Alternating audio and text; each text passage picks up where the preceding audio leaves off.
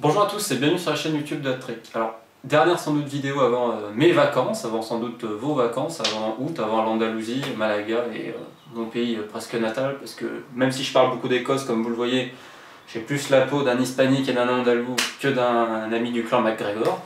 Mais je vais faire cette vidéo parce que j'ai reçu beaucoup de mails et mots sur Twitter et aussi par Hat-Trick, par mon blog, etc. sur des gens qui veulent assister à la reprise de Première Ligue, qui veulent partir quelques jours en vacances, notamment en Angleterre ou parfois en Écosse. Et ils me demandent des conseils, donc je voulais refaire une vidéo là-dessus. J'avais déjà fait un opus sur qu'aller voir à Londres, donc on va faire un remake. Alors là, moi ce que je vous conseille pour la reprise de Première Ligue, d'abord on va se concentrer là-dessus, c'est le 23 août, le samedi 23 août, c'est Crystal Palace, West Ham. Derby londonien dans Selhurst Park, le stade le plus enfiévré de Londres, comme je vous l'ai déjà dit.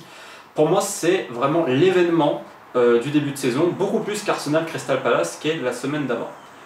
Deuxième conseil, si vous êtes à Londres, n'hésitez pas à aller voir West Ham, parce que bientôt Upton Park ne sera plus, ils vont aller dans le stade olympique, ce qui est pour moi une immonde connerie, notamment pour le contribuable anglais. Contribuable anglais, c'est eux qui ont payé. Hein. West Ham, ils n'ont rien payé. Enfin, c'est un trio d'arnaqueurs quand même, faut savoir, à la tête du club, qui ont fait fortune dans le porno. Voilà, David Sullivan, Gold. Je ne vais même pas faire de commentaires, je pense que tous ceux qui connaissent le foot anglais savent ce qui se passe à West Ham avec Sam Allardyce, toutes ces magouilles, c'est scandaleux. Donc quoi qu'il en soit, profitez quand même d'Upton Park avant que le stade ne soit plus. Si vous voulez aller dans les divisions inférieures, je vous conseille vraiment de descendre à Brighton. C'est à 1 heure de Londres, donc en train, même pas. C'est une ville magnifique, c'est Little London comme on dit, donc en fait tous les, on va dire, les rupins ils se décrivent comme ça. De Londres, souvent une résidence un peu secondaire dans le Sussex. Donc le Sussex c'est la région en fait sud de l'Angleterre, sud de ouest, là où il y a Eastbourne, où j'ai été, c'est absolument lovely, Hastings, d'autres trucs, Lewis et Brighton. Donc je vous conseille, si vous voulez voir un match de D2, d'aller à Brighton, c'est magnifique. Pour ceux qui aimeraient aller plus au nord, qui je sais pas, sont adeptes de randonnée, mais de découverte, on va dire, de l'Angleterre plus profonde, n'hésitez pas à aller dans la banlieue de Manchester, dans le Greater Manchester. Vous trouverez un choix incroyable de clubs, il y en a une dizaine ou une quinzaine, les Oldham, les Bury, les Blackpool, les Blackburn, les Bolton, les Wigan, et j'en passe, ou les Hyde, ceux qui connaissent. Alors Hyde, ils sont tombés en 6ème division, c'est très connu parce qu'en fait c'était la ville du docteur, oh, j'ai paumé son nom, j'ai paumé son nom. Bon bref, c'est un docteur qui avait euthanasié à peu près 300 personnes, il est gentil, bon en plus il s'attaquait quasiment qu'à des vieilles, et qui était, alors bien sûr sur les testaments, il était un sketch. J'avais fait un article dessus, c'est incroyable, et pour l'anecdote, Hyde, c'est aussi à côté où les deux plus grands pédophiles anglais en fait capturaient des enfants juste à côté, et ils les enterraient à Hyde souvent, donc la ville n'est pas connue vraiment pour les bonnes manières, pour les Tigers, qui sont aujourd'hui en 6ème division, mais c'est un club très très sympa, je vous le conseille, et là il y a un bruit de camion, je suis désolé, c'est les aléas du direct. Et pour terminer, il y en a qui m'ont demandé en Écosse, et moi je vous conseille vraiment d'aller en Écosse. Alors, on va me dire que je suis fan, éperdu et amoureux d'Édimbourg, mais il y a le derby d'Édimbourg qui se joue le dimanche 17 août, Heart of Winalcam, Hibernian. En plus, c'est à Hearts. Alors, j'y suis déjà allé, c'est un stade de 1885, je crois. Tynecastle, il y a une tribune qui est toujours d'époque, et c'est la tribune principale, la main stand là. Et c'est. Vous imaginez pas à quel point ce stade est exceptionnel, parce qu'il y a de l'écho, en fait, avec le bois, c'est le bois vrillé. Et quand il y a 20 personnes qui chantent, vous avez l'impression qu'il y en a 2000. C'est une ambiance exceptionnelle. Le derby d'Édimbourg, il est très chaud, et il est vraiment. Édimbourg au mois d'août, en plus, avec tous les animations de rue, tous les spectacles, c'est quelque chose. Je vous conseille vraiment d'aller là-bas, beaucoup plus qu'à Glasgow, qui, pour moi, en fait, Glasgow est dans la mondialisation, si vous voulez, est une ville, bon, avec son passé industriel, ses quartiers très très chauds, il y a quand même un quartier où l'espérance de vie est inférieure à l'Afrique australe.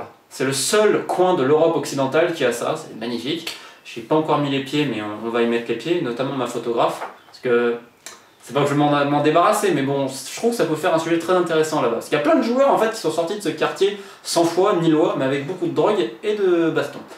Pour terminer avec mon tour d'école, je vais quand même vous montrer pourquoi j'aime autant Édimbourg. Je vous montrer quelques photos. Alors là, c'est pas Édimbourg, c'est un chat. Un peu furieux comme vous le voyez, et moi aussi je suis furieux quand je vais en Écosse, tellement je suis content. Alors excusez-moi, c'est les aléas du direct encore, donc voilà. Alors ça par exemple c'est le quartier de Leave. Donc en fait Édimbourg vous voyez, donc c'est la capitale.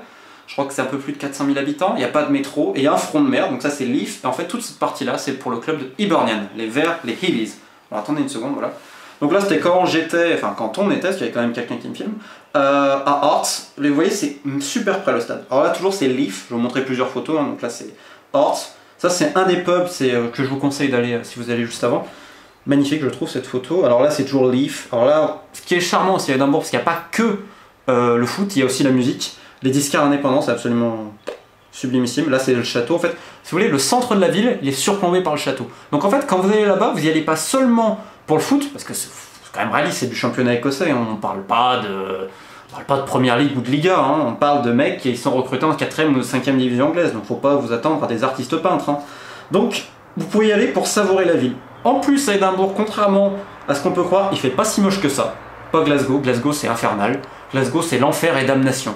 Quand j'y suis allé, j'ai eu les giboulées de Glasgow, c'est-à-dire que dans la journée il y a dû pleuvoir 5 fois, après il a fait beau, etc.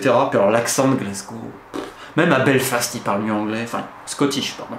Donc voilà, quelques photos pour vous montrer, je sais pas si vous vous rendez compte à quel point c'est beau, bon, la photographe aussi est douée, mais c'est vraiment une ville mirifique, j'insiste sur ce terme, c'est édénique, mais bon, on va carrément aller plus loin.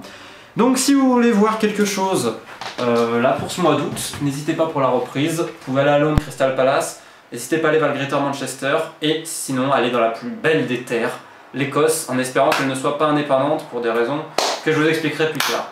Je vous dis à très bientôt sur la Trek et je vous souhaite de bonnes vacances.